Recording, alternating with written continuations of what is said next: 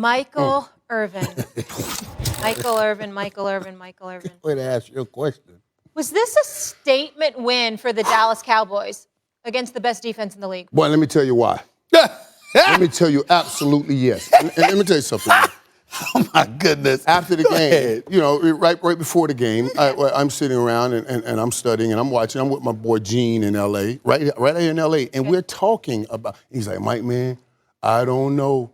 I just don't know. I want to believe in the Cowboys, but I don't know. I just believe something going on. I said, hey, wash your brain.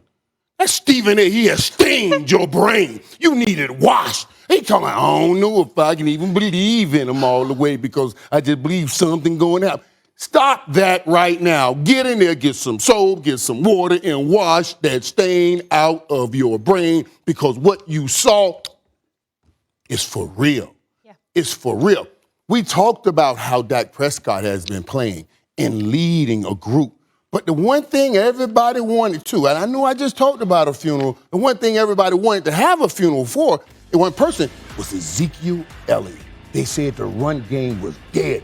The Cowboys, they can't run the ball anymore. Zeke is dead. Lies. Y'all tried to come in here and drop that Pollard stuff and put pollution about for the Cowboys. Yes, you did. Yes, you tried that. But Ezekiel Elliott showed up yesterday and showed you why. I'm not just talking about the 143 yards he ran for. I'm talking about the way he ran, the physicalness in which he ran sets the tone for a football team, not just in that game, but moving forward. And then the defense stepped up and took away the ball, interception after interception.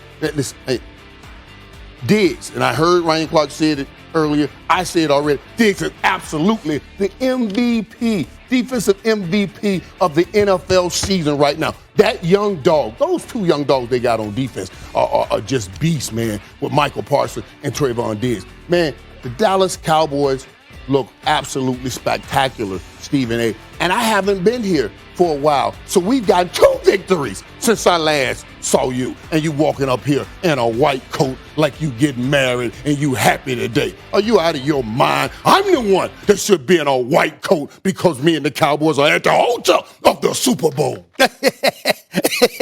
Did you say at the altar at the Super Bowl? You saw that performance yesterday. Don't even try. Let me ask you a question. I love this. Is a statement victory. It's a statement victory, right? Listen, I'm on the record. Carolina Panthers was a team that I looked at and I said, excuse me, at 2-0, this is before they went to 3-0. I said at 2-0, listen, I got love for them. I got love for what I'm seeing from them.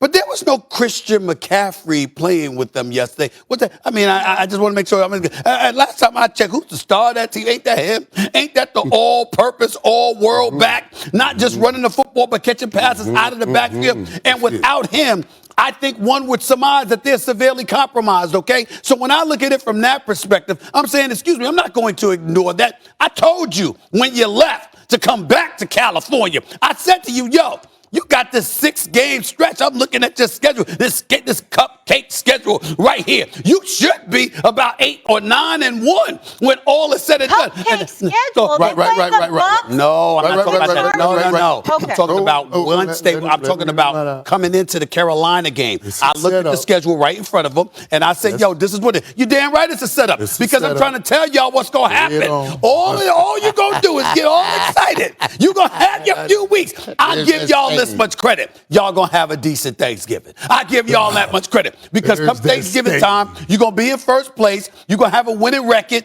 You're going to have a cushion in the NFC least. All of that is true. So we're going to be talking about all of this other stuff. But in the end, what it comes down to is this. You didn't have Christian McCaffrey yesterday. You got DJ Moore. You got Robbie Anderson. DJ Moore had a decent game. Robbie Anderson, you could have gotten more from him. You wasn't able to get more from him. They had to rely on Sam Darnold running for touchdowns, for crying out loud. Yeah. Sam Darnold, okay? So we understand it. And still, they pulled within close late. Now, obviously, y'all went on the 10 in the third quarter. I give y'all credit. Y'all got a multitude of weapons. I like Schultz coming out of your tight end spot. Wilson scored the touchdown. Amari Cooper, that was a beautiful pass from Dak Prescott. And, of course, Pollard is the great supplementary piece coming out of the backfield to Ezekiel Elliott. 67 yards and just 10 carries. I get all of that. Right. But in the end, here's what it comes down to. This high-powered offense that y'all have, everybody's raving about it because they see y'all and that defense led by Dan Quinn, and y'all going ballistic. I will remind you, as much as I love Justin Herbert, and I'm looking forward to watching him tonight against those Raiders, you got a second-year quarterback, and then last week you went up against a second-year quarterback in Jalen Hurts, and then this time around you went up a depleted Carolina Panther squad. Go ahead and stick out your chest all you want to. Wait. Because Christian McCaffrey is an automatic depletion if he's not there in the lineup. That's why. Okay, and Sam Darnold, who played very well. Robbie had some opportunities that he missed. No doubt. But listen, going into that game, I mean, Carolina defense was just as good as any defense, number-wise, that we've ever seen. That's right. They were number one in total defense, number one in rushing defense, number one in passing defense, third down defense, sacks, big plays, and yards per play, and number two in scoring defense. And the Cowboys made it look like they were running through wet paper bags. That's what makes in the third quarter. That's the impressive part about it. That was the impressive part. What was the score at halftime?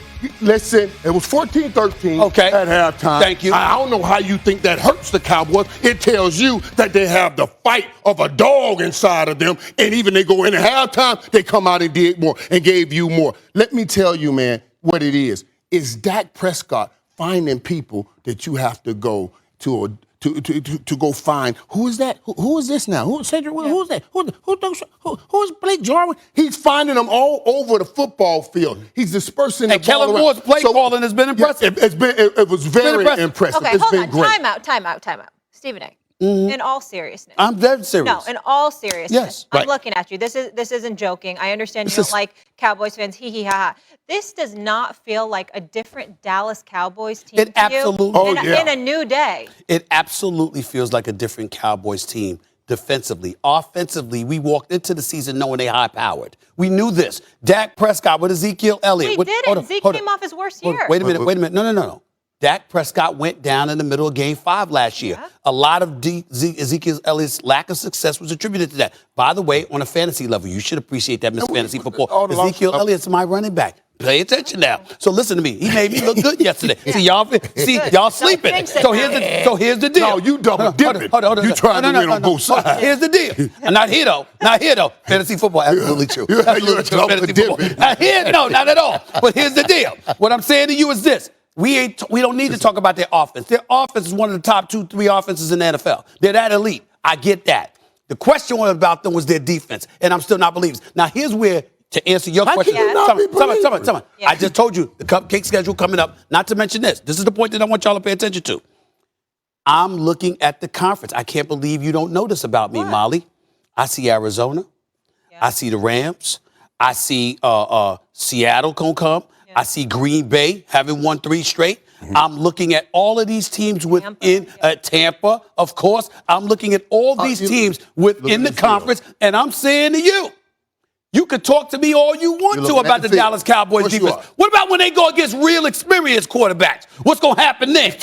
Let's see what happens. I thought Tom Let's see what happens. Experienced quarterback. It's not like they haven't gone up. And what happened? Did they lose? They got that L they got? Did they get that L? That's the only L they got. It was the first week of the season. I just told you. And it was without Zach Martin. And Dak was coming off a major. Justin Herbert, Jalen Hurts, Sam Darnold. Okay. That's your only fight right now. I can't. He's hanging on by a thread. Still to come. Kyler's cards.